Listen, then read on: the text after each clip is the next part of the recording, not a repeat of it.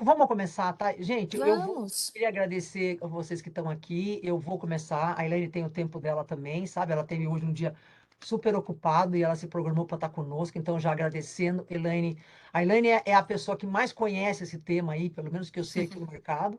E ela está em várias frentes hoje, como ela colocou, mas acho que ela vai se apresentar.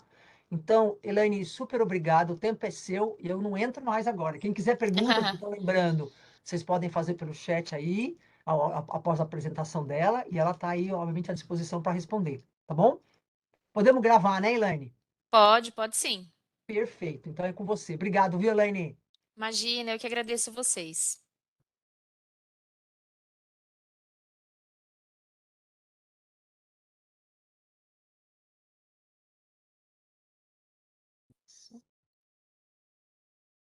Vocês já estão vendo agora a minha tela, né? Perfeito, perfeito. Ótimo. Então, pessoal, nós vamos falar hoje um pouquinho sobre diversidade, vieses inconscientes e sobre a liderança inclusiva, né? Qual o papel da liderança também nas questões relacionadas à diversidade, equidade e inclusão. Antes de eu entrar propriamente no tema de vieses inconscientes, eu vou fazer aqui um refresh, vamos dizer assim, sobre diversidade e inclusão, né? Porque o tema de vieses inconscientes, ele é possibilitado o entendimento dele à medida que a gente também compreende um pouco mais o que é diversidade e inclusão, os seus grupos em vulnerabilidade social. Aí fica mais fácil a gente entrar no tema também de vieses inconscientes para um melhor entendimento das pessoas. Então, diversidade é esse conjunto de características culturais, biológicas, sociais, econômicas e que fazem de cada indivíduo um ser único. Então, nós costumamos dizer que, enfim, não somos, né, iguais, né? Nós somos todos diversos e é claro que a nossa diversidade, ela tem vários aspectos, aspectos desse ambiente social, da sociedade onde estamos inseridos, da cultura de cada região, dos modos de existência, mas também dos comportamentos que são nossos, que são inatos ou que foram aprendidos. É comum a gente ver assim um pai e uma mãe que tem 2 ou 3 filhos e falarem: nossa, criei igual, mas como um é diferente do outro. Exatamente por isso, né? A gente não tem como dizer que as pessoas elas são iguais. As pessoas são únicas, elas são diversas e é preciso respeitar essas características independente de quais elas sejam. Essas palavras sempre caminham juntas, diversidade e inclusão, mas inclusão, apesar de ser complementar à diversidade e a diversidade ser complementar à inclusão, são significados diferentes, né? Complementares, mas diferentes. A inclusão é a valorização, a inserção de populações que, por questões históricas e sociais, enfrentam ou enfrentaram maiores barreiras de entrada nas empresas e no mercado de trabalho. Assim define a própria consultoria Mais Diversidade em relação à diversidade e inclusão. Então aí a gente pergunta sempre, né? O Brasil é um país diverso? O Brasil é um país inclusivo? Sim, o Brasil é um país absolutamente diverso, né? Nós temos 2 línguas oficiais no Brasil, o português e a língua brasileira de sinais, Libras, né? Temos até 16 dialetos sendo ditos no Brasil. São mais de 293 etnias faladas indígenas no Brasil. Então veja como nós temos essa pluralidade, né, de folclore, de culinária, um colorismo, né, a miscigenação.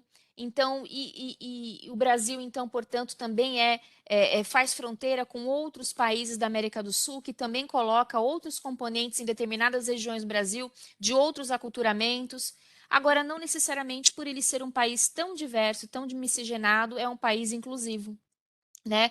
O Brasil ainda tem uma série de desafios em relação à inclusão de pessoas, e, portanto, nós ainda temos um grande caminho e é um dos motivos que as áreas de diversidade, equidade e inclusão, elas vêm crescendo dentro das empresas, até porque nós temos políticas públicas e nós temos outros fatores de negócios, como os fatores ESG, os fatores SOX, que levam também as empresas para, se quiserem abrir capital em bolsa, também terem uma série de compromissos assumidos em relação à diversidade, equidade e inclusão. Além de tudo isso que eu trouxe para vocês, essa é uma pauta de direitos humanos, né?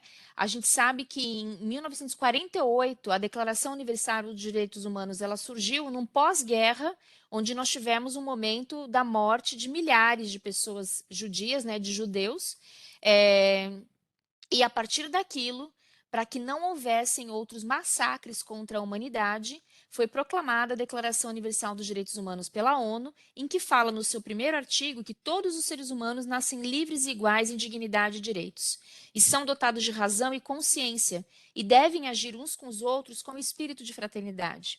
Mas não necessariamente a gente vê que, apesar dessa declaração ser de 1948 e da Constituição de muitos países terem sido redigidas a partir dos 30 artigos da Declaração Universal dos Direitos Humanos, não necessariamente isso acabou de alguma forma ainda, né, se propagando de fato, e a gente vê ainda muitas guerras, muita miséria, né, muito refúgio, né, pessoas refugiadas, então, e uma série de situações sociais e econômicas que impactam ainda na inclusão das pessoas em sociedade.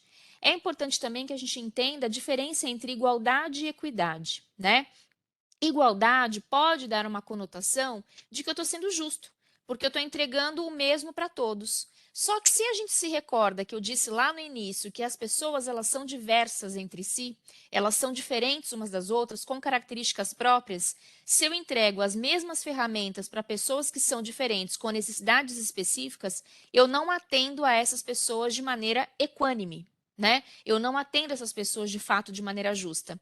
Então, por associação aqui essa imagem, se eu tenho 3 caixotes, né? E eu entrego um para cada um, só que cada um é de uma altura, de uma necessidade, tem pessoas que, mesmo recebendo a mesma ferramenta que o colega, acaba tendo a mesma dificuldade para enxergar do outro lado do campo.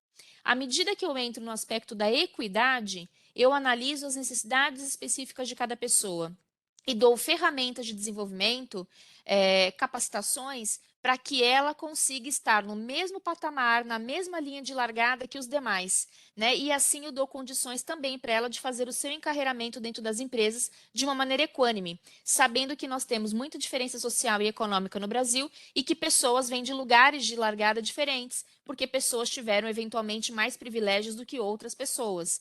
Então, colocar as pessoas em concorrência para uma mesma vaga de pessoas que tiveram privilégios, formações, estruturas familiares completamente diferentes, certamente uma pessoa mais favorecida vai sair na largada dessa vaga. Então, é isso que a gente precisa olhar na formação dos nossos colaboradores para que a gente entre no aspecto da equidade.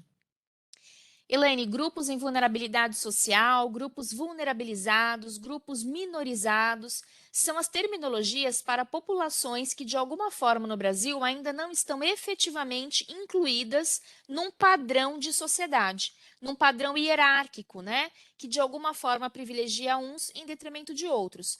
Eu vou citar alguns grupos, existem outros mais, e isso é uma característica de cada país, de acordo com a sua colonização, de acordo com a distribuição de renda desse país. Então, essa é uma característica desses grupos aqui para o Brasil.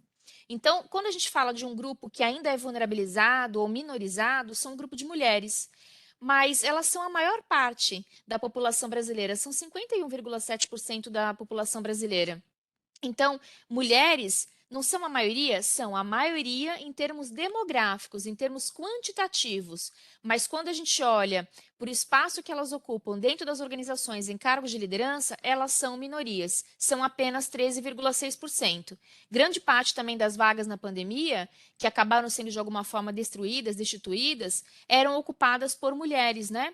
Porque as mulheres ficaram muito sem sua rede, muitas vezes, de apoio, as crianças ficaram em casa. Ainda temos a questão do machismo, do patriarcado, que coloca a mulher na posição responsável, quase que única ou exclusiva, pelas tarefas da atividade de casa, pela organização da casa, pelo cuidado com as crianças. Muitas delas, de alguma forma, acabaram abdicando dos seus empregos para poder dar conta de tudo isso, né?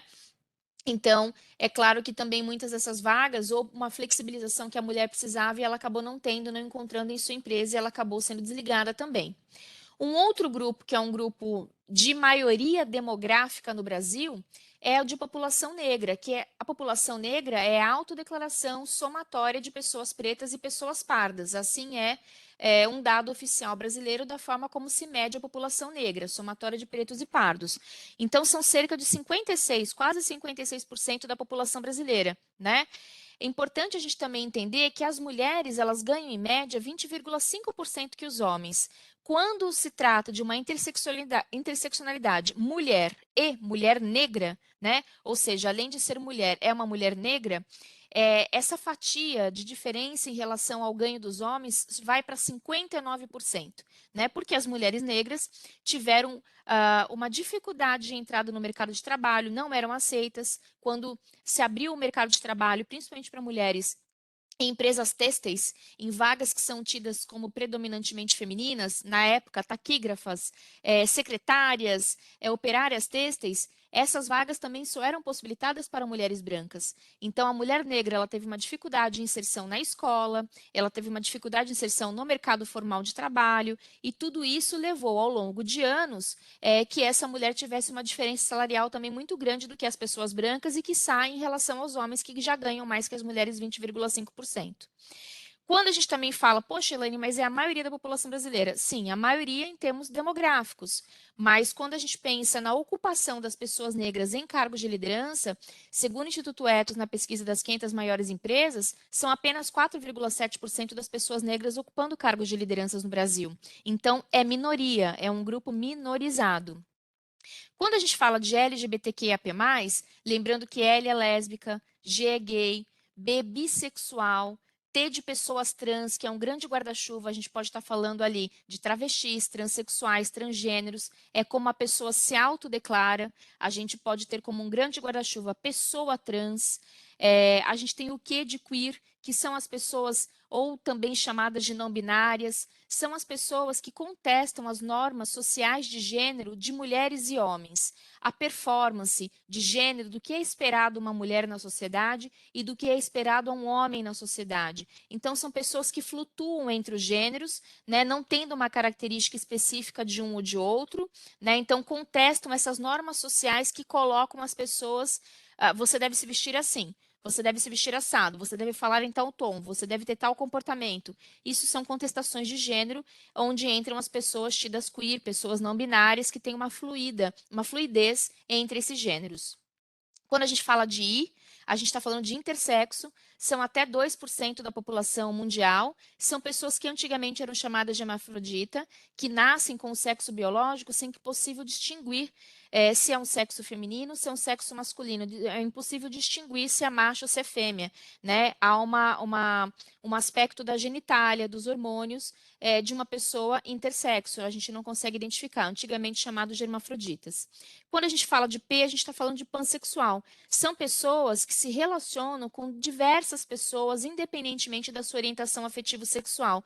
Se relacionam com todas as pessoas, não tem um direcionamento específico. Inclusive, se relacionam também com pessoas trans, além de homens, mulheres, mulheres trans, homens trans, pessoas não binárias, né? E eu pulei o A.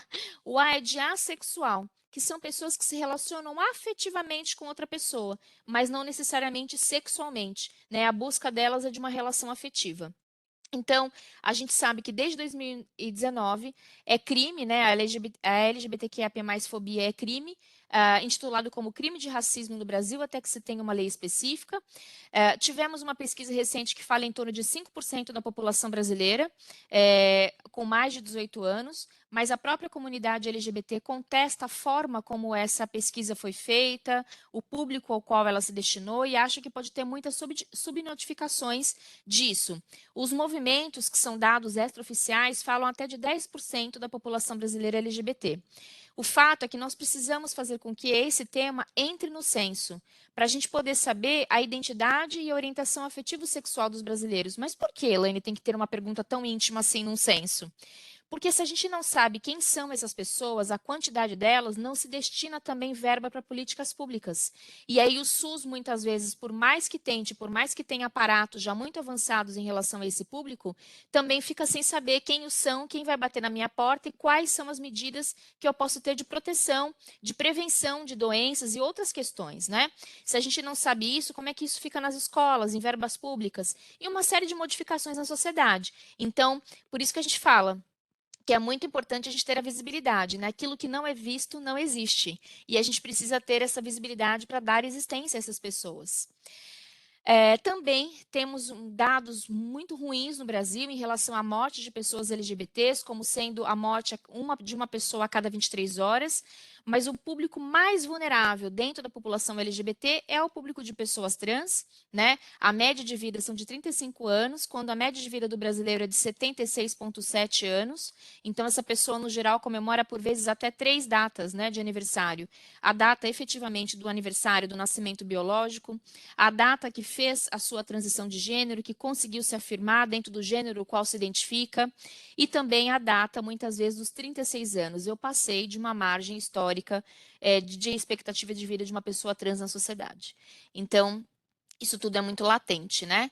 Quando a gente fala de pessoa com deficiência, nós temos cerca de 24% da população brasileira com algum tipo de deficiência.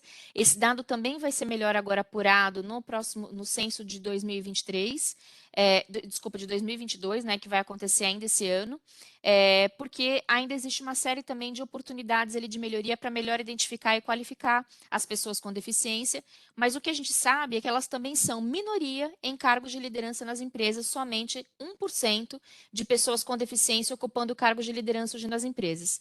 E quando a gente fala do público 60 a mais, as questões geracionais que estão tão em xeque dentro da sociedade, né? A gente também vê um público muito crescente. O Brasil vai se igualar a outros quase 6 países com uma expectativa de vida maior, né, vamos chegar a 81, 82 anos, segundo as pesquisas, e vamos nos igualar a outros países como Japão, como China e etc. Isso tudo faz com que essa pessoa ela fique por mais tempo no mercado de trabalho ou volte a se reintegrar ao mercado de trabalho, se reinserir no mercado de trabalho também por fatores econômicos, né? E a gente viu que saltou de 20 a 26% a busca de pessoas 60 a mais por novas oportunidades de emprego. Então, tudo isso também mudou, né, a cara como a partir da qualidade de vida, da detecção precoce de doenças, dos tratamentos hoje em dia, né, tudo isso modificou também esse cenário dentro das próprias organizações. O fato é que essa série de questões vulneráveis do Brasil e vulnerabilidade implica em risco. Então, são pessoas que estão mais expostas a riscos por serem quem são no Brasil. Isso tudo acaba culminando numa exclusão. E essa exclusão, muitas vezes, se dá por preconceitos e discriminações e que são estereotipados, que são os vieses inconscientes. Então, quando a gente fala de vieses, a gente está falando de um conjunto de padrões que nós aprendemos desde a nossa infância, né, e que influenciam a forma como a gente julga o outro, como a gente interage, como a gente analisa o cenário, como a gente percebe as pessoas. Então, eu lá que aprendi tudo numa cartilha chamada Caminho Suave, né, onde era uma cartilha assim muito romântica, até diria, sobre a vida, né? Que eram de pessoas brancas, né, de pessoas que tinham uma casa com um ambiente familiar heteronormativo, o pai, a mãe, os irmãos, né, que era uma pessoa que tinha assim algumas possibilidades, o pai tinha carro, tinha férias em determinados momentos. Eu mesmo olhava para aquela cartilha e falava: "Poxa, branca, eu sou como eles, mas eu não tenho metade disso que está sendo oferecido aqui. Eu tenho na minha casa um pai alcoólatra que chega todos os dias em casa bêbado, né? Meu pai veio a morrer no Natal de um AVC. Então, eu vi a minha mãe sofrendo muita violência psicológica e violência de gênero dentro de casa. Esse foi um dos motivos até que eu escolhi psicologia para minha vida, né? Então, veja como tudo isso era diferente já naquela época. Imagine para uma criança negra. Imagine para uma criança negra mais periférica. Como não é estudar com algo que você não se identifica, que aquilo não te representa, por vezes pode ser um martírio todos os dias. Assim como já é um pouco aquela conto de fadas que era na cartilha Caminho Suave, já era muito diferente da minha realidade dentro de casa e dos meus coleguinhas.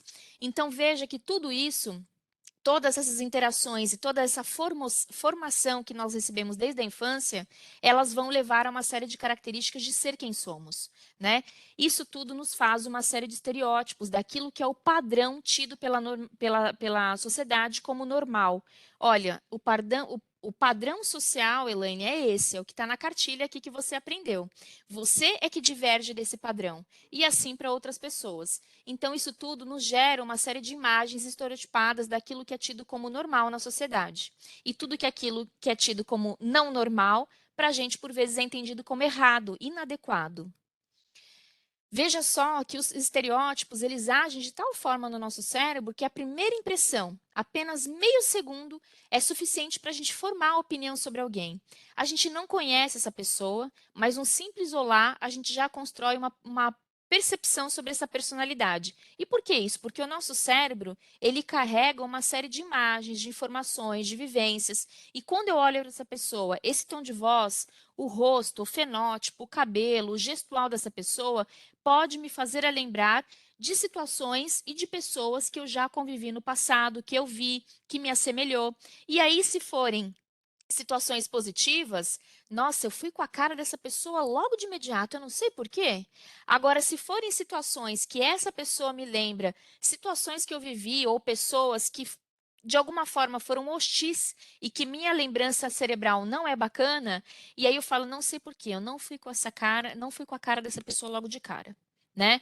Não bateu. Aqui não deu match, não bateu, não sei. Foi uma sensação assim. Então, isso tudo é o nosso cérebro jogando a nosso favor ou jogando contra, baseado em estereótipos de relações que foram armazenadas há mais tempo em nossa mente e pregando pegadinhas em nós, né? Então, é muito importante que a gente. Opa! Que a gente observe aqui, eu vou passar agora um vídeo, já vou entrar nos tipos de vieses mais comuns que nós temos em funcionamento, principalmente no ambiente organizacional, mas antes eu vou passar um vídeo só para a gente ver como que esses vieses podem acontecer. E aqui a gente vai ter um grupo de profissionais que fazem uma análise no primeiro take e depois um grupo de profissionais que fazem uma análise no segundo take. Vejam que interessante, se o áudio não estiver passando, me avisem. O Brenda, só um pouquinho, fez o ajuste?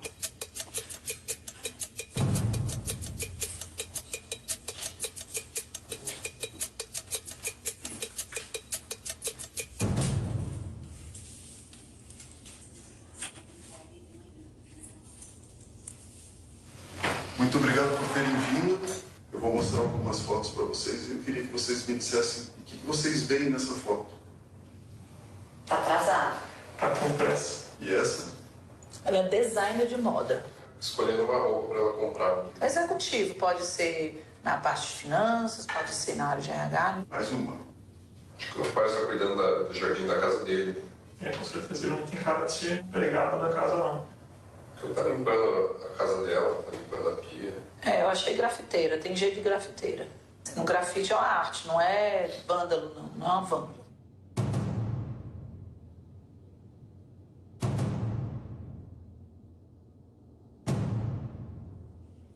O que você vê nessa imagem? Alguém pichando o muro. Pichadora. E ela? Diarista? Limpando a casa? É empregada doméstica. Um jardineiro. Bom, ele me lembra um segurança de shopping. Um motorista particular. Vendedora, poderia ser uma costureira. Parece uma pessoa fugindo. Ladrão. É. O nome disso é racismo institucional. Enfim, essa foi uma campanha do governo do Paraná em função de situações que chegaram ao Ministério Público do Trabalho, né? Visando com que a população fosse um pouco mais educada em relação a essa temática, né, sobre o racismo. A gente verifica que, por uma série de situações, mídias, TV, jornais, situações vividas por nós, experiências negativas, que de alguma forma tinham preponderantemente uma característica de grupo social frente àquela situação, a gente armazena isso e a gente passa a generalizar que todas as pessoas são essas pessoas. Por exemplo, o segurança de shopping. Eu tenho vários colegas que são negros, são advogados, usam terno e gravata, e quando estão passando no shopping falam, já vou até tirar minha gravata e o terno, porque eu tenho certeza que alguém vai perguntar onde é a loja tal. E isso é muito cansativo ao longo dos dias. Nas primeiras vezes você pode até levar como uma brincadeira, mas depois, quando você passa a perceber que isso é um traço social, você se cansa, né? Então, e aí é o direito de cada um, né? Levar isso de uma forma ou de outra. Mas a mesma coisa acontece quando a gente vê uma pessoa negra na rua fugindo, ou próximo de nós. Por vezes pegamos a bolsa ou o celular e já nos agarramos mais próximos, né? Então, talvez não fizéssemos isso quando víssemos uma pessoa branca se aproximando. Então, são essas coisas que são estereótipos, que são vieses inconscientes. Viés significa tendência. Então, é uma tendência comportamental e ela é inconsciente porque ela está armazenada em nosso cérebro e foi sendo perpetuada ao longo do tempo à medida que ela se torna como se fosse quase que para nós uma verdade absoluta. Então, a gente tem alguns estudiosos comportamentais desse tema, né? e que eles trazem para a gente que o nosso cérebro ele recebe quase cerca de 11 milhões de bytes de informações por segundo. E aí é o WhatsApp, sou eu aqui estimulando vocês com novos conhecimentos, ou, enfim, é o e-mail, é as pessoas que estão no nosso home office, eventualmente fazendo algum movimento que nos distraem, são as crianças nos solicitando, enfim, a equipe no chat de mensageria interno da empresa, as notícias chegando nas redes sociais. Então, para que a gente possa dar conta de tudo isso, o nosso cérebro ele criou atalhos cognitivos, para que a gente pudesse conseguir dar conta dessa série de informações que nos bombardeiam todos os dias, né? A gente criou atalhos para a gente conseguir ser performático, para a gente conseguir atender a essas demandas. Só que muitos desses atalhos, eles acontecem por associações implícitas de coisas que já estavam armazenadas em nosso cérebro. E aí, se são coisas estereotipadas, de generalizações, a gente acaba respondendo essas demandas de maneira também estereotipada. Então, ele acabou criando tudo isso, os atalhos cognitivos, eles evoluíram, né, para ajudar a gente a sobreviver para essa quantidade de demanda que o homem hoje é sobrecarregado. Por um outro lado, essas respostas padronizadas, elas ainda não funcionam muito bem para esse mundo moderno, porque hoje as estruturas familiares, por exemplo, são diferentes, né? Então, a gente tem uma série de coisas novas na sociedade contemporânea que os nossos padrões de respostas antigos não respondem mais a essa necessidade atual. Assim como ela também traz para a gente que assistentes de vozes, por vezes, de URAs, são vozes femininas. Agora a gente já tem também várias vozes masculinas, mas durante um bom tempo eram vozes femininas, o que novamente reforçava o papel da mulher, do atendimento, do acolhimento, do cuidado, do zelo, da voz mais doce, da voz mais suave, colocando muitas vezes a mulher nesse lugar, né, de ser subserviente aos homens, né? Quando na realidade a mulher também pode querer trabalhar em atividades que são tidas atividades masculinas, né? Mas isso ainda acabava reforçando um determinado perfil e padrão.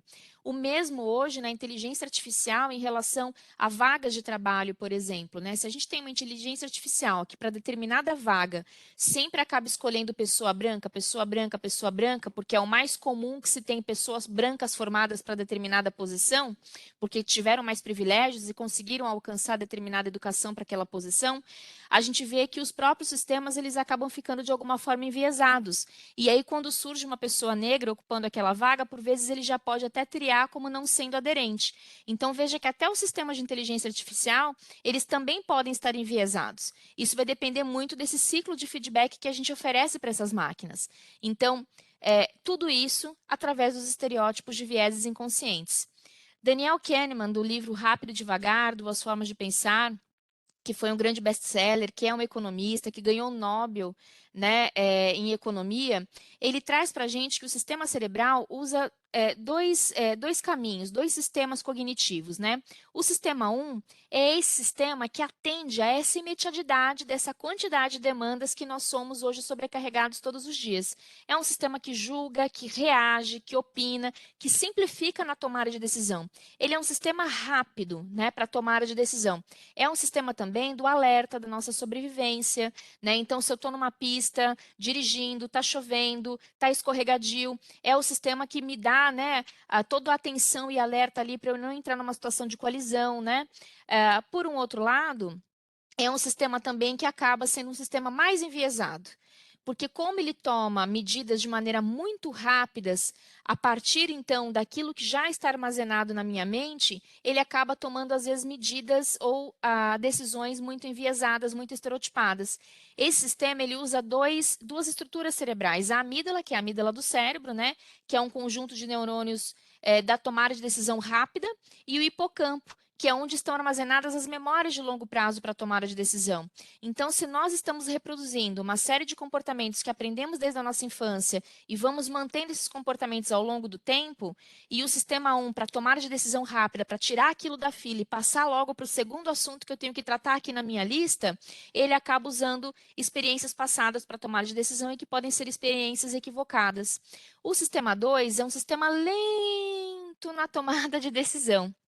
Como hoje nós somos muito demandados para uma produtividade, para uma performance, para essa imediatidade das notícias, né, que de um dia para o outro, de horas para horas já, de alguma forma, já se perdem a sua atualização, esse sistema não nos atenderia para a dinâmica da vida que nós temos hoje, né? Mas ele é um sistema que precisa ser equilibrado a utilização dele com o sistema 1. Ele é um sistema mais racional, ele analisa opções, ele analisa o cenário, ele considera, ele justifica para tomar a decisão, né? Então é um sistema lento, mas é um sistema mais cauteloso, mais meticuloso. Ele está baseado no sistema do córtex pré-frontal, né, que é uma região responsável pelos pensamentos complexos, pelo pensamento e reflexões analíticas. Então, geralmente eu costumo dizer assim, sabe aquela frase, durma com o problema e acorde com a solução? É o time do sistema 2, né? O tempo de maturação ali para a gente tomar essa decisão foi o sistema 2, eu consegui refrear a impulsividade do sistema 1, que já queria, resolve isso, né? Já sei o que eu vou fazer aquilo tal, né? E que, de repente, poderia estar prejudicando a carreira de uma pessoa. Então, o sistema 2 é um sistema muito importante quando a gente pensa em feedback, quando a gente pensa na admissão, quando a gente pensa no desligamento, quando a gente pensa no job rotation, quando a gente pensa em resolução de conflitos, para que a gente não entre na impulsividade ou até do sistema 1 e a gente entre num perfil mais racional do sistema 2. Então, tudo isso que eu disse traz essa série de estereótipos, né, e preconceitos e discriminações. Eu não sei se vocês sabem qual a diferença de preconceito e discriminação. O preconceito é um conceito pré-concebido sobre algo ou sobre alguém. A discriminação é quando eu faço a prática desse preconceito, né? Então vamos imaginar, eu nunca tive pessoas LGBTs como líderes do meu time, né? Eu não sei se a empresa está capaz de receber uma liderança LGBT, talvez seja uma pessoa muito afeminada, eu não sei se vai ficar bem dentro das reuniões de equipe, se essa pessoa vai ter autoridade.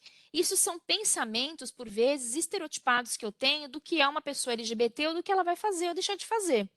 À medida que essa pessoa vem, que ela corresponde a todos os atributos de uma determinada vaga, e eu não a escolho por ser uma pessoa LGBT, aí é quando o meu preconceito entrou em prática e eu discriminei essa pessoa num processo seletivo, né? Então, veja como são situações que podem acontecer a qualquer momento e que nos levam a cometer o capacitismo, o etarismo, o racismo, a xenofobia, a LGBTQIA+, fobia, o machismo. Então, são situações ali que acabam, de alguma forma, fazendo com que os vieses entrem em ação totalmente.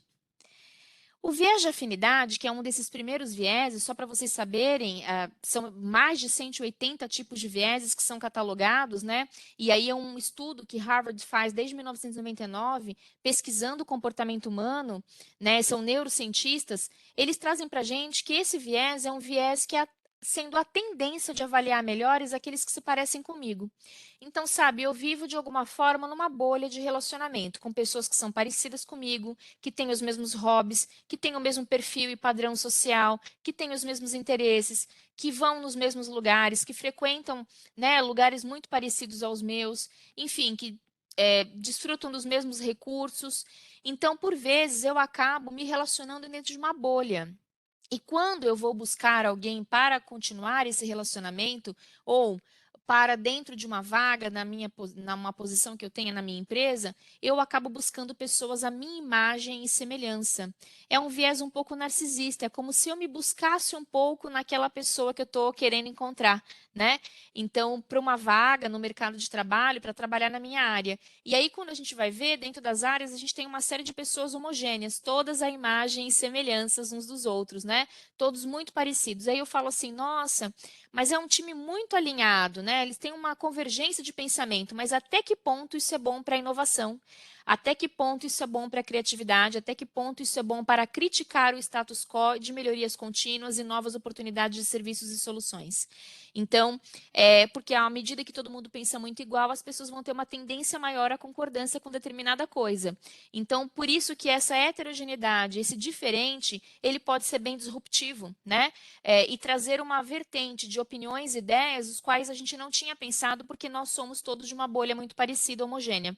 Então, esse é um viés de afinidade que em muitas empresas a gente verifica na formação de grandes... Vai ter uma área nova, a gente passa a indicar algumas pessoas, a liderança passa a indicar algumas pessoas que já são pessoas de sua convivência e são pessoas de sua confiança e que muitas vezes são enviesadas pelo viés de afinidade. Esse outro viés, eu diria que é um viés também muito comum, que é o viés de percepção. Ele é baseado em estereótipos, sem base concreta em fatos e dados nenhum. Né?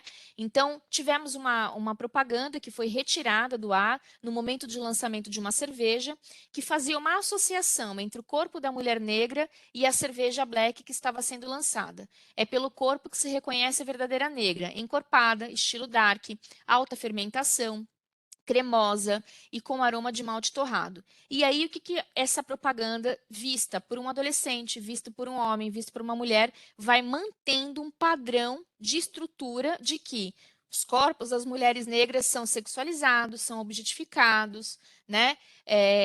E aí a gente faz uma associação do sabor da cerveja com esse corpo dessa mulher. Isso tudo acaba, de alguma forma, sendo percebido como algo trivial, como algo normal, que é a objetificação dos corpos femininos e principalmente dos corpos negros, né? Então é importante que a gente entenda que isso é um viés estereotipado e que, se visto nessa revista por tantos e milhões de leitores, ou no outdoor, etc. e tal, ele vai sendo divulgado como sendo algo trivial, como sendo algo que mantém e reproduz determinados estereótipos. E aí, quando a gente vê uma mulher negra, etc. e tal, a gente pode falar assim, nossa, mas você conseguiu chegar nesse cargo, né? Como? Né? Por quê? Porque a gente tem o entendimento de que a mulher negra é a mulher do samba, é a mulher gostosa, é a mulher, mas que não é uma mulher que chega em cargo de liderança, né? O padrão que foi sendo visto para ela era outro. Então a gente vem com frases e perguntas inadequadas, vamos dizer assim, quando a gente vê uma mulher negra, porque a gente associou que ao longo do tempo eu não fui vendo mulheres nessas posições. Então, quando eu vejo isso, para mim chega a ser até estranho, até porque eu acho que não é um espaço ocupado por elas, ou não deveria. Então, veja como esse viés é um viés bastante estereotipado. Pai e filho sofrem um acidente Eu vou terrível de carro. vou passar agora aqui esse vídeo, só vou voltar ele um pouquinho. Aqui tem uma charada nesse vídeo, que é um viés de percepção, né? Então, escutem ele desde o começo para vocês identificarem o que aconteceu aqui, né? E é um viés claro de percepção nessa história. Pai e filho sofrem um acidente terrível de carro. Alguém chama uma ambulância, mas o pai não resiste e morre no local. O filho é socorrido e levado ao hospital às pressas. Ao chegar no hospital, a pessoa mais competente do centro cirúrgico vê o menino e diz: não posso operar esse menino, ele é meu filho. Hã? Não, pera, o pai não morreu? Mas o pai dele morreu? Deve ter alguma coisa, meu. Lê de novo aí. Não sei não, responder não. Não, calma. Não. Nossa, esse mexeu com o meu psicológico. Se você for analisar, é tipo bíblico, né? Ele é Deus? Eu não sei se eu que acabei de acordar. O pai dele não reencarnou no outro corpo?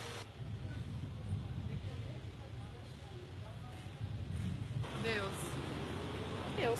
Ah, só se for Deus, né? É o pai verdadeiro? Eu vou? O moleque morreu. Essa pessoa competente. A pessoa competente, tá alguma coisa aí. Só se esse filho tinha dois pais. Não, agora é que te pergunta. A mãe do menino que trabalhava no hospital. A mãe? A mãe? Posso falar? Pode. A mãe. A mãe. Ah, é verdade. Ah, esqueci da mulher, gente. Ai, que coisa horrível. É a mãe. É a mãe! Ah, é verdade. Nossa. Isso eu vi essa hipótese. Era a mãe. Ué? Ah, nossa! Quer dizer, ela que tá no hospital, ela que é a médica no caso. Eu tava pensando, eu ia falar, é a mãe, só que eu falei, não, a pessoa competente deve ser outra pessoa, deve ser o pai dele, alguma coisa que reencarnou. A gente é condicionado, sei lá. Eu acho que por se falar que é a pessoa mais competente do centro cirúrgico, eles não vão estimar que é uma mulher. Perfeito, bem pensado.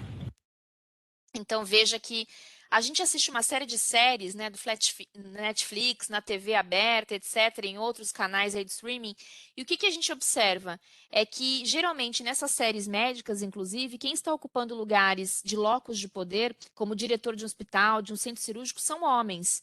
Então, aquilo vai sendo armazenado na nossa mente, vai criando um estereótipo daquilo que é a ocupação de homem em determinados locais, e quando vem uma pergunta dessa, o nosso sistema 1, que é imediatista, que quer resolver logo a charada, que foi o sistema 1 de funcionamento de várias das pessoas entrevistadas aqui nesse vídeo, eles não conseguiram pensar na possibilidade de que uma mulher poderia ocupar, porque nas imagens associativas o nosso cérebro não vai nos dando coordenadas de mulher, ele vai nos dando coordenadas de homem. Então, o que que pensaram? Apesar de ser um país super LGBT-fóbico, que poderiam ser 2 homens, né? Que poderia ser Jesus, a reencarnação, mas a mulher não foi pensada. Então, é isso que eu quero dizer para vocês. À medida que se reproduzem estereótipos, eles são mantidos num círculo vicioso, eu diria, né? Um outro viés muito comum também é o viés de efeito auréola, ou também chamado de viés halo, que é a propensão de, a partir de uma única informação, eu já ter uma avaliação assim mais positiva em relação àquela pessoa. Então, por exemplo, eu fiz Unesp, eu fiz mestrado na Unesp. Então, unespianos, unespiano é gente fina pra caramba, né? Eu conheço a cultura da Unesp, a abertura de diálogos, os professores são fantásticos, a formação de uma pessoa é ótima. Então, quando tem lá um shortlist de vaga, que tem 3 candidatos que se adequam às competências e o job description que está sendo oferecido, que está sendo sugerido, mas eu vejo que tem uma pessoa que fez Unesp, aí eu começo a perguntar, nossa, mas em qual campus você fez? Não acredito, em Araraquara também? Puxa, que bacana! E você teve aula com fulano? Você teve aula com ciclano? E aí é onde vão se dando também os vieses, né? E às vezes, a partir dessa única informação, aquilo já me afetou de alguma forma para tomar de decisão na escolha dessa pessoa. A gente, por isso, de olhar o contexto como um todo, dormir com o problema, acordar com a solução e ser um pouco mais racional e menos emocional na nossa tomada de decisão, porque às vezes uma outra pessoa que fez uma outra universidade de um outro estado no qual eu nem conheço, pode ser até o perfil mais adequado para essa posição e que eu estou buscando a homogeneidade, mais uma vez, daquilo que é parecido comigo.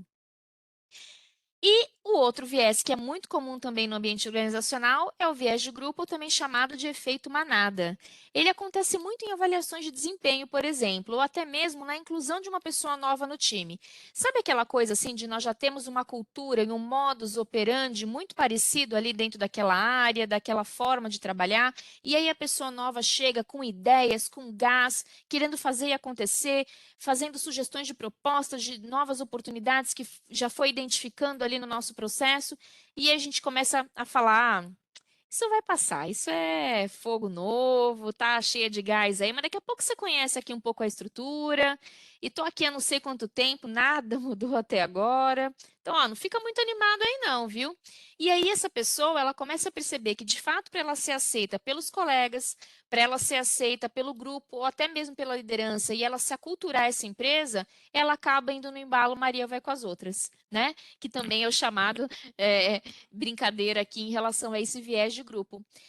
A gente acaba tomando muitas decisões sem realmente que a gente possa se colocar com nossos argumentos. A gente acaba indo muito no embalo dos outros, para nos sentirmos aceitos, pertencentes. Imagine pessoas que são de grupos vulneráveis, que já têm uma dificuldade maior de inclusão nos espaços, dentro das organizações, se tem brincadeiras, por vezes, que não são adequadas, que são discriminatórias, mas essa pessoa conquistou esse espaço, esse local agora, e ela vê que isso é um efeito de grupo, que todos articulam e todos agem, todos fazem determinadas brincadeiras discriminatórias, se essa pessoa vai se sentir segura psicologicamente para falar sobre, olha, não faz isso, né? Na sociedade atual, essa brincadeira não é bacana, nunca foi, mas agora então que a gente está mais consciente disso, mais do que nunca.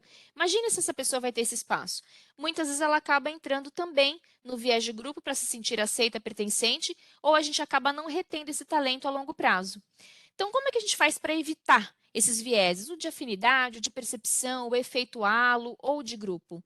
Primeiro, nos dar a oportunidade e nos permitir a conviver com pessoas diferentes de nós. Furar a nossa bolha de privilégios, né? Sair dessa bolha. O mundo é muito maior e a gente amplia o nosso horizonte quando a gente convive com pessoas completamente diferentes de nós. Então, a gente pode fazer isso trabalhando numa ONG, numa entidade, de uma causa de vulnerabilidade social, o qual a gente não não tem essa mesma situação, porque somos mais privilegiados. Então, conviver com pessoas diferentes. Quando possível, tomar decisões colegiadas, porque às vezes você está sendo pego por um viés que você não está percebendo e o colega pode te ajudar de alguma forma a trazer um pouco mais de luz ali para sua tomada de decisão. Refreie essa emergência, a impulsividade de tomada de decisão, porque você vai utilizar o sistema 1. E muito provavelmente é o nosso sistema associativo mais implícito em vieses inconscientes. Então, entre no sistema 2, analise todo o cenário, o contexto, né? Possíveis vieses, os quais você já tomou consciência que você tem, né? Deixaram de ser inconscientes. Passo a refletir mais aqui que eu tenho problemas em relação a isso. E lembre-se, portanto, de tomar uma decisão mais cautelosa, mais comedida, menos baseada em julgamentos e percepções para você entrar na esfera do sistema 2. Tudo isso nos levará a um ambiente de maior segurança psicológica, né? E aí a cientista social também, pesquisadora Amy, em 1999, ela publicou na Harvard Business School seu estudo a respeito de segurança psicológica. E, na época, ela definia como apoio e liberdade para que as pessoas pudessem fazer as suas próprias escolhas.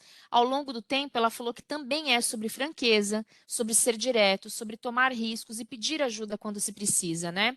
Esse termo ele veio mais à tona a partir do projeto Aristóteles, do Google, que ficou de 2013 a 2017 e que fez a análise de muitas equipes de alta performance e identificou algumas características. E uma das características principais era que pessoas de alta performance eram diversas e tinham um ambiente de franqueza, de tomada de riscos e podiam ser quem elas são no ambiente de trabalho. E isso os fazia ser muito mais felizes e performáticos para essa organização.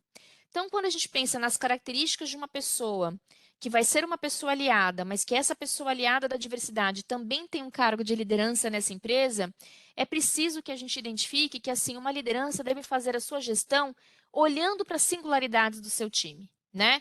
Então, quem são efetivamente as minhas pessoas? Da onde elas vieram? Quais são suas histórias? Quais são os seus propósitos, né? Quais são as suas jornadas? Quem são pessoas de grupos em vulnerabilidade social? É conhecer um pouco as singularidades, cada integrante da equipe, estar atento aos sinais que essas pessoas emitem, né, identificando as suas necessidades específicas e construindo um espaço ali de conhecimento, de troca de informação, onde as pessoas se sintam à vontade para serem quem são, para expor as suas ideias, sem medo de erros, né? Que elas possam debater melhorias. A inovação, ela pressupõe a existência de erros, né? Num sistema, portanto, de colaboração e mais inovador. Inspirando confiança, também falando das suas próprias vulnerabilidades, né? Sendo mais congruente, colocando ali o seu potencial empático, a sua escuta genuína, né? Então, é preciso que essa liderança ela tenha coragem para desafiar o status quo, que seja uma pessoa humilde, né, sobre suas forças e também suas fraquezas, suas oportunidades. É uma liderança que precisa ter conhecimento desses vieses inconscientes para a sua tomada de melhor decisão, né? Estar atento a esses pontos pessoais e organizacionais que podem levar a determinadas tendências comportamentais. Ser uma pessoa curiosa, ter um desejo genuíno de conhecer o outro, né, e de experienciar esse mundo para ampliar até a sua visão. Culturalmente inteligente, né? Ser pessoas de interações interculturais e globais e uma pessoa colaborativa, que capacita as pessoas e que cria espaços realmente para que esses grupos diversos possam falar, se expor e, mais do que isso, serem ouvidos. Então, isso era um pouco do que eu tinha aqui para passar para vocês. Acho que fui no tempo, assim, no lastro, e agora abro aqui para perguntas. Elaine, nossa, muito legal, muita informação, Muita. Fiquei pensando, muita informação. Gente, quem quiser fazer pergunta, pode fazer direto, abrindo câmera, abrindo áudio, problema, ou pode fazer aqui no chat. Eu vou só fazer uma pergunta. No censo que já começou agora, né, 2022, vai ter alguma coisa referente a isso? Faz parte? Faz parte, sim, do censo. Todos esses pilares de diversidade, eles estão contemplados no censo de 2022, cujos resultados serão no censo de 2023, farão parte, sim. A gente vai ter... os censos, geralmente, eles acontecem a cada 10 anos, né? Não aconteceu isso em função da pandemia, mas vai ser uma nova possibilidade para um novo governo que vai entrar também de destinar recursos e olhar para políticas públicas, né? Voltadas a grupos de diversidade. Tá? O que que você vê nas empresas hoje como sendo a maior dificuldade em trabalhar essa questão da diversidade e inclusão? Qual é o ponto mais difícil? É a cultura em si? O que que pega mais? Eu acho que precisa ter um forte apoio da alta liderança, sabe, Bia? Porque se a gente não vê isso vindo como exemplo da alta liderança, isso acaba não cascateando para as lideranças de middle management e então não chegam até a base, porque é na base que estão geralmente as pessoas diversas da empresa.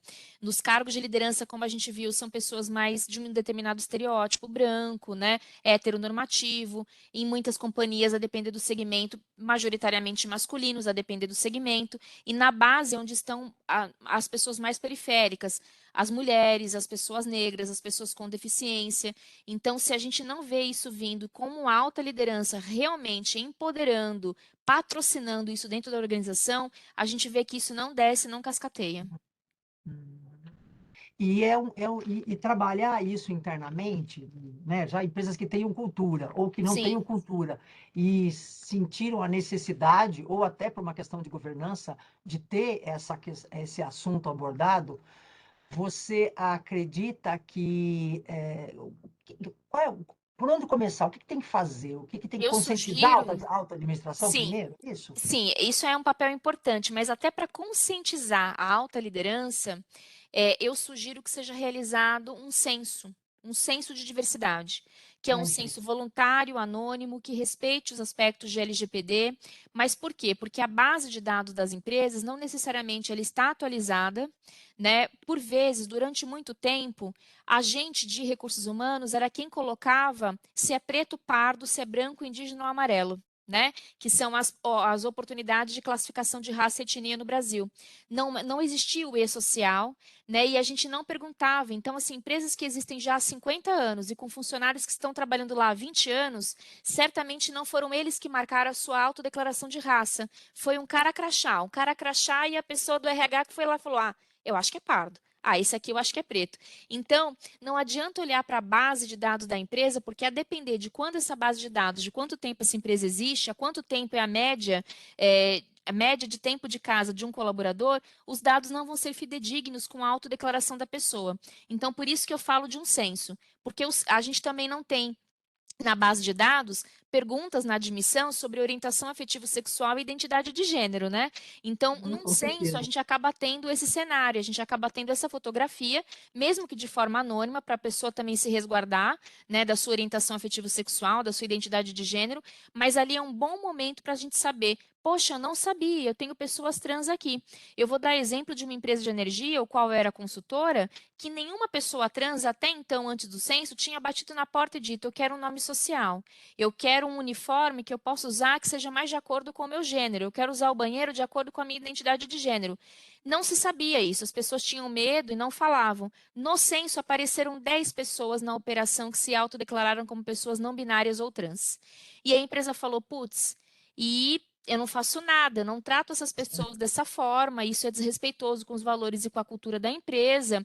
Então, um censo, ele é muito direcionador, sabe? Até para conscientizar essa autoliderança dos gaps em relação a homens e mulheres, a percepção. Então, a gente geralmente faz uma parte demográfica e a outra parte do censo é uma parte de percepção sobre esse ambiente equânime, inclusivo, diverso, sobre as relações com a liderança, relações entre pares. E aí a gente cruza, Bia, da seguinte forma: como que as pessoas brancas responderam sobre o apoio da liderança à diversidade? Como responderam as pessoas negras a essa pergunta? Como responderam as pessoas LGBTs? Porque, às vezes, se a maioria da empresa é branca, a somatória dessa pergunta vai ser positivão. Né? Nossa, que maravilha! 80% disse que é uma empresa de uma liderança super inclusiva. Só que aí, quando a gente abre nos recortes de diversidade, a gente fala: opa, é porque a maioria branca respondeu isso porque não sentiu na pele nenhuma situação de discriminação. Quando a gente abre, geralmente, as pessoas pretas, as mulheres, as pessoas LGBTs, as pessoas com deficiência têm uma percepção completamente diferente dessa pergunta.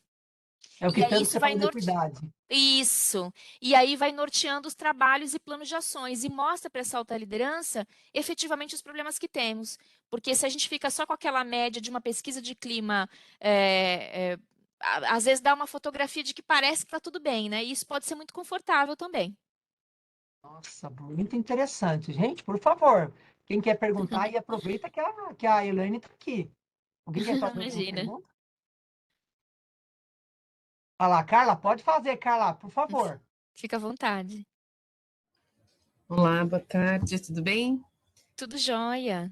Elaine, parabéns. Eu entrei um pouquinho atrasada, mas peguei aí uma Excelente, Carla, parte. excelente a fala dela, Imagina. excelente. É maravilhoso. Nossa, estou aqui babando, né? A minha instituição vem trabalhando esse tema, é um tema assim que está bem em foco, né? A gente tem aí uma área de diversidade e eu faço parte do grupo de voluntários aqui, né? De colaboradores que contribuem, né? Acho que essa questão de gerar consciência é o passo número 1. Sim. Mas queria saber, Elaine, assim, se tem aqui no Brasil alguma ou algumas instituições que você já vê como referência, que estão assim bem à frente, que a gente pode usar até como benchmark nesses assuntos. Sim, nós temos algumas. Eu vou citar de algumas indústrias diferentes. A gente tem no varejo o Magazine Luiza, ele tem sido uma forte referência no mercado. A gente tem na indústria de cosméticos a Natura, tem sido uma forte referência também de diversidade no mercado. E a gente tem, por exemplo, na indústria química, a Bayer. Já faz há muito tempo vagas afirmativas, programas exclusivos de entrada de contratação de mulheres e pessoas negras, muito antes, inclusive, do Magazine Luiza, e de ter dado toda aquela reverberação desse assunto em função de ser o Magazine Luiza uma empresa muito varejista. Mas a Bayer já fazia isso há bastante tempo e é uma grande referência também no mercado em relação à diversidade e equidade. Bacana. E posso fazer outra? Lógico, Carla. Claro. Lógico. Você acha, assim, que em algum momento, em algum ano, algum século, a gente vai chegar ao momento de viés zero? Ou isso é Não. utopia? Não, infelizmente não. Viés zero, certamente nós todos não vamos ter, né? Não existe uma neutralidade, uma imparcialidade, né? A depender de onde fomos criados, da educação que recebemos, dos valores que recebemos, por diversas, dos filmes que estudamos, dos filmes que vemos, dos livros que lemos, tudo isso acaba interferindo muitas vezes em nossos São vieses as inconscientes, referências, né? né? As nossas referências. Claro que eu acredito que eles vão diminuir à medida que a gente passa a ter mais representatividade de pessoas vulneráveis em locais de visibilidade. Então, por exemplo, à medida que a gente passa a ver mais pessoas negras na televisão, né, em telejornais, em determinadas posições, numa telenovela, num seriado, o nosso cérebro vai entendendo que aquilo passa a ser um padrão também, e não só o padrão da branquitude que ele estava acostumado a sempre ver. Então, claro que os nossos vieses vão também se remodelando, pensando, não, uma pessoa branca também, uma pessoa negra também ocupa esse espaço. Isso tudo vai gerando certamente uma tendência menor de vieses em determinadas frentes. Mas algumas questões têm muito a ver com aquilo que nós aprendemos desde a infância, que se a gente vai ter um pouco mais, Carla, de consciência, eu acho, né? E para a gente poder sempre ficar mais atento, sempre ficar mais no nosso radar. Mas, por completo, é da natureza humana. Sim, sim, também.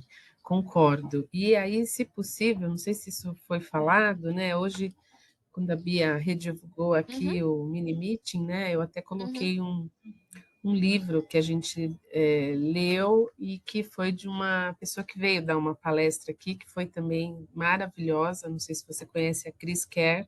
Ah, sim, conheço. Né? Da CKZ. Isso, exatamente. Então, se possível, depois, se você puder deixar recomendado também algumas leituras, porque eu acho bem bacana, né? A gente Deixa sim, eu vai posso abrindo a mente. eu posso verbalizar agora, mas eu também posso passar para a Bia uma leitura que eu acho assim que tem até a TED, né, dela no YouTube, da Chimamanda, que é O Problema da História Única. É incrível. Chimamanda é uma nigeriana, cientista política Como também, escreve, Nobel. Elaine, como escreve Chimamanda? Vou colocar aqui. Por favor, pode Vou escrever colocar aí aqui no comentário.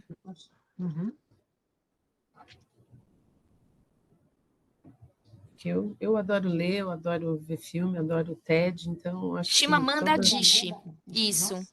E aí a Chimamanda, ela traz essa referência da história única, que nada mais é do que o estereótipo, porque ela fala, é muito interessante até esse exemplo, ela nasceu numa família nigeriana cujos pais eram pais professores universitários, e quando ela foi bolsista numa universidade americana e que ela se mudou da Nigéria para os Estados Unidos, as pessoas só perguntavam para ela sobre, mas como que você conseguiu chegar até aqui? E a fome na Nigéria? E o saneamento básico, isso e aquilo. E ela falou assim: essa é a imagem da história única que as pessoas têm sobre o meu país, é aquilo que é mitigado na imprensa sobre o meu país. Mas nós temos universidades, nós temos diversos autores de livros que são Nobel, inclusive, que são best-seller. Meus pais eram professores universitários. É claro que eu tinha muita dificuldade em muitas coisas que chegavam no Ocidente e não para mim, mas de tecnologias e avanços, mas ela falou assim, mas a gente tem essa outra seara da sociedade nigeriana que ninguém identifica, porque ela falou, é claro que a pobreza é muito intensa e precisa ser tratada, mas o problema da história única é que a gente estereotipa as pessoas. Então ela falou assim que chegavam a levar comida para ela como se ela fosse uma pessoa que passava fome, né? Então, é isso que é os vieses ali, né, por detrás disso. O outro também, que é um manual assim pequeno, né, que é o da Djamila Ribeiro, né, que é o pequeno manual antirracista. E eu sugiro também para quem esteja começando na pauta de diversidade agora, é um livro menos denso, ele é mais suave, que é o do Mário Sérgio Cortella, que é Diversidade Aprendendo a Ser Humano, para quem quer iniciar a introdução ao tema.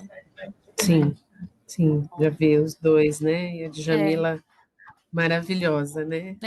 E a Chimamanda tem outros também, Sejamos Todos Feministas, no sentido não de ativismo, de militância, mas da incorporação do homem nessa questão. Então é muito interessante também esse outro do Sejamos Todos Feministas da Chimamanda, além do problema da história única. Posso fazer mais uma, Bia? Tem gente aí? Pode. As pessoas continuam aqui, gente. Então, e a Elaine está disponível. Vamos aproveitar, gente. Ô, Elaine, agora do ponto de vista pessoal, individual, né? Falando de mundo corporativo, como que você recomenda, o que você recomenda para a gente poder ser mais ativos nesse sentido, né? O que a gente pode fazer, como que a gente se posiciona? Para um executivo, né, além de hoje nós temos assim uma gama, passamos a ter uma gama maior de literatura, de podcasts, de TEDs, né, que a gente pode também se instruir a partir disso. Existem também mentorias específicas em diversidade. Então, esse executivo, assim como no passado ele fez coaching de carreira, alguma coisa assim, hoje é muito comum que a gente também tenha mentorias específicas sobre a pauta da diversidade, para que ele consiga identificar os seus próprios vieses, para que ele trabalhe realmente no assessment de diversidade, para que ele consiga se tornar uma liderança mais inclusiva, porque tem muitas terminologias, conceitos, né, que isso tudo também são passados em mentorias individuais a partir das dificuldades que a gente identifica naquela pessoa, né, para tratar de uma forma menos generalista o tema. Então, acho que esse é um bom caminho também para as pessoas, além dos materiais que já estão disponíveis, né, eu acho que também as mentorias com especialistas, eles têm funcionado muito bem pelo que eu tenho visto. Inclusive, quando a gente inicia um programa de diversidade em empresas e que a gente faz uma capacitação mais generalista para alta liderança, a gente faz o censo, é muito comum hoje os RHs contratarem de nós mentorias para executivos, porque no momento que ele vai fazer uma apresentação para os colaboradores, no momento que ele vai dar uma entrevista para fora, né, no momento que ele vai se posicionar para fora, os aspectos de ESG e de diversidade vão ser perguntados. E muitas vezes os executivos escorregam nisso, sabe? Então, é muito comum também que a gente comece a preparar também esses executivos para esse entendimento. Perfeito. Nossa, nunca ouvi falar de mentoria sobre isso. Eu faço. É muito interessante. Legal. A Elaine, além de ser gerente aí de inclusão e diversidade da Hotmart, ela também trabalha, dá aula na Dom Cabral, e ela também funciona como consultora. Eu continuo como consultora. Isso, eu continuo como consultora. Eu faço em paralelo ao meu horário de trabalho na Hotmart, em horários e agendas alternativas, eu atendo alguns clientes, né, de implementação de programas de diversidade, mentorias e censos. Que legal, muito legal. Muito bacana. Gente, obrigada, Elaine. Parabéns. Imagina, Carla, eu que agradeço você pela oportunidade das perguntas. Elaine, muito bom, muito bom. Eu acho que se alguém tiver mais alguma pergunta, aproveita. Elaine, só uma dúvida. Quando você coloca LGBTQIA+, QIAP+. mais fobia, por que você coloca mais fobia? O mais significa mais ou plus, porque a gente poderia ter outras letrinhas, LGBTQIAP+, agora daqui a pouco vai começar a entrar uma outra letrinha que é a N, né?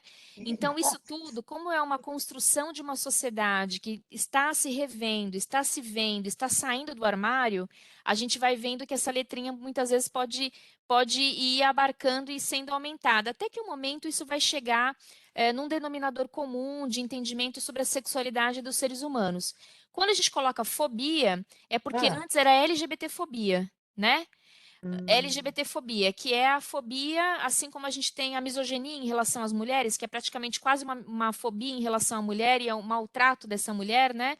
A gente tem a LGBTfobia. Só que aí a gente não colocava todas as letrinhas, né? Então hoje ficou LGBTQIAP+ fobia. Gente, olha... Mas é a mesma coisa, é a LGBTfobia, entendeu?